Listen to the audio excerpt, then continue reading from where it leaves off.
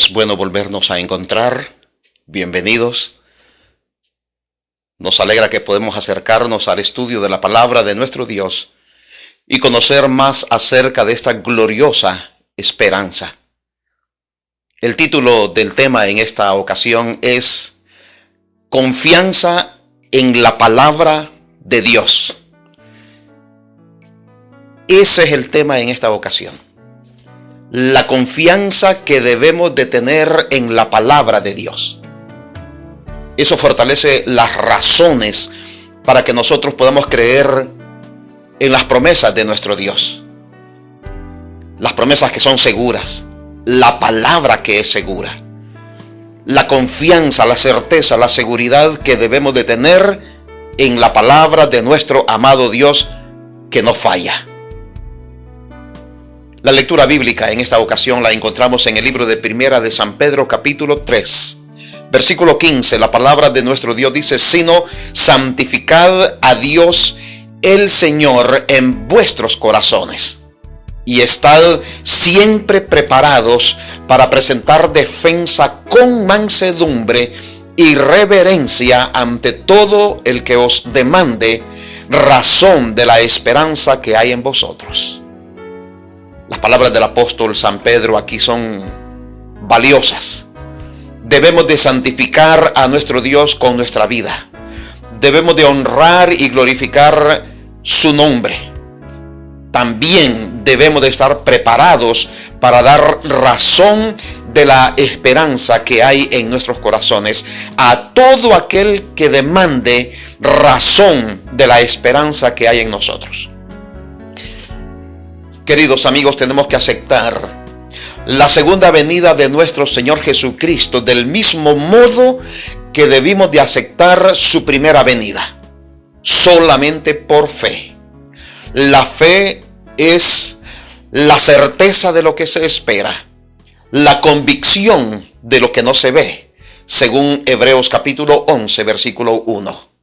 Es por fe que debemos de aceptar la segunda venida de nuestro Señor Jesucristo. Es por fe que creemos que Jesús vino a morir por nosotros.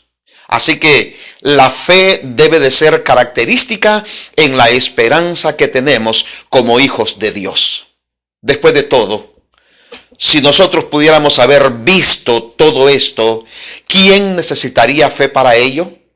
Siendo que la segunda venida de nuestro Señor Jesucristo representa la promesa más importante de toda la Biblia, debe de tomar todo nuestro interés creer en ella, en la palabra de Dios.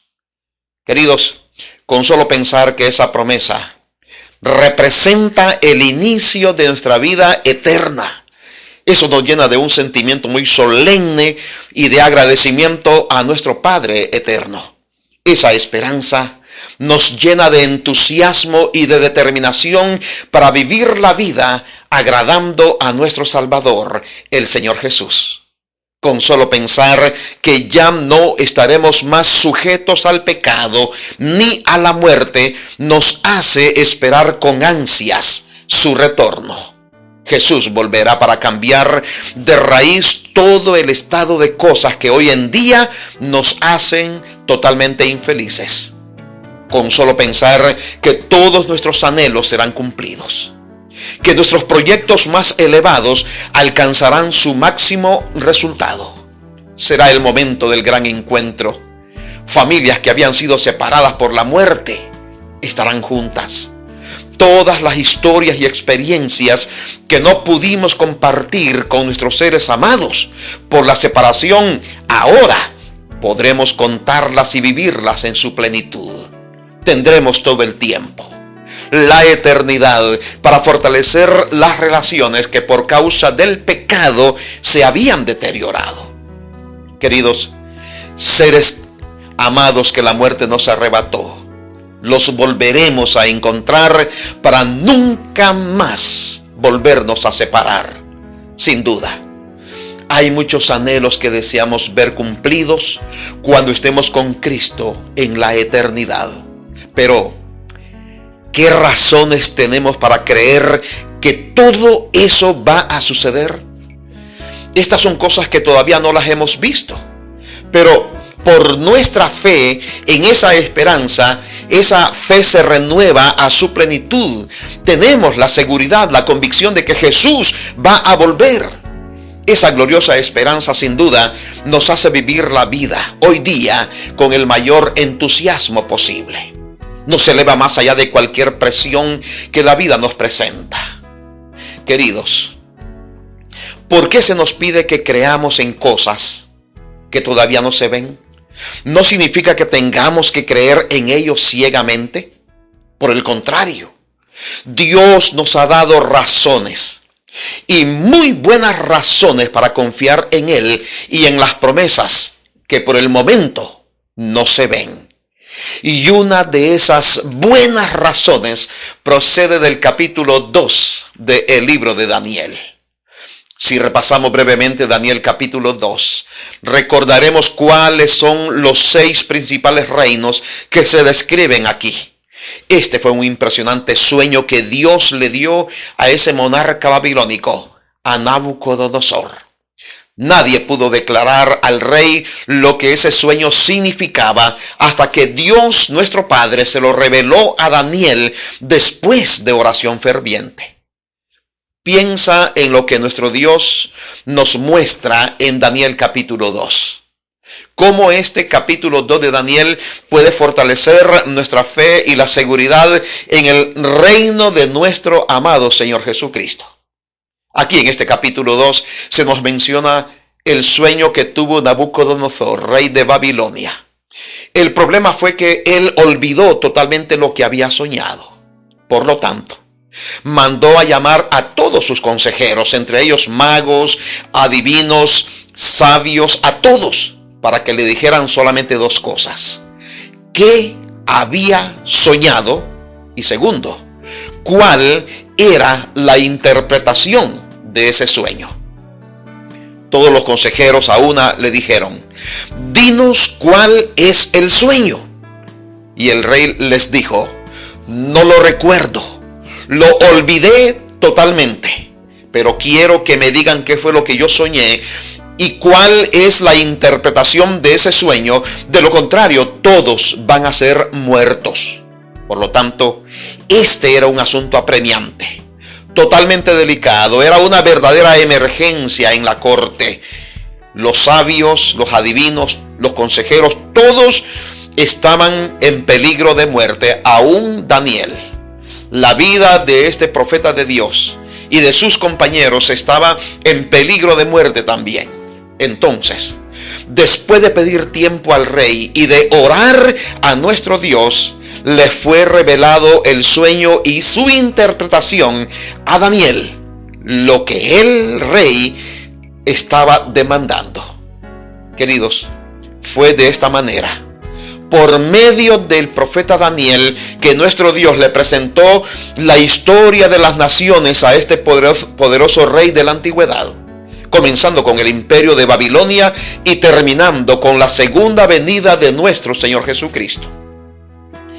Daniel capítulo 2, versículos 37 y 38 nos presenta el inicio de este sueño de Nabucodonosor, que comienza con Babilonia. El versículo 37 dice lo siguiente: tú, oh rey, eres rey de reyes, porque el Dios del cielo te ha dado reino, poder, fuerza y majestad. Y donde quiera que habitan hijos de hombres, bestia del campo y ave del cielo, Él los ha entregado en tu mano y te ha dado dominio sobre todo. Y Daniel le dice: tú eres aquella cabeza de oro. En este sueño, la cabeza de oro, la cabeza de esta estatua, representa al imperio babilónico. Aquí Daniel le explica al rey que todo lo que él tiene, su poder, su grandeza, su dominio, su señorío, es porque Dios, el Dios eterno, se lo ha otorgado. Queridos, Babilonia, por lo tanto, fue la primera potencia mundial según el capítulo 2 del libro de Daniel. Es a partir de esta fecha que la profecía nos lleva por toda la historia hasta la segunda venida de nuestro Señor Jesucristo. El otro texto, Daniel capítulo 2 versículo 44, nos menciona la segunda venida de nuestro Señor Jesucristo. Es impresionante que en el Antiguo Testamento y en este capítulo 2 del libro de Daniel se nos habla de la segunda venida de nuestro Señor Jesús. Dice la palabra del Señor en el versículo 44, y en los días de estos reyes, el Dios del cielo levantará un reino que no será jamás destruido, ni será el reino dejado a otro pueblo. Desmenuzará, consumirá a todos estos reinos, pero Él permanecerá para siempre. El reino de Dios, el reino que Dios va a levantar y que va a destruir todos los imperios, todas las naciones de la tierra, dice que va a llenar toda la tierra y va a permanecer para siempre. Queridos, por lo tanto, el imperio de Babilonia y la segunda venida de nuestro Señor Jesucristo marcan el principio y el final de la historia de la humanidad según esta profecía. Babilonia vino y pasó como se había predicho. Luego vino Medo-Persia y desapareció tal cual se había anunciado. Luego apareció Grecia y luego se extinguió del mismo modo. Luego vino la Roma pagana, cayó de la misma manera. Luego surgieron las naciones divididas y desiguales de la Europa moderna que salieron de Roma como se había predicho. Finalmente, está el último reino que nuestro Dios establecerá después de su segunda venida. Repito el versículo 44 del capítulo 2 de Daniel, donde se nos dice que Dios va a establecer su reino.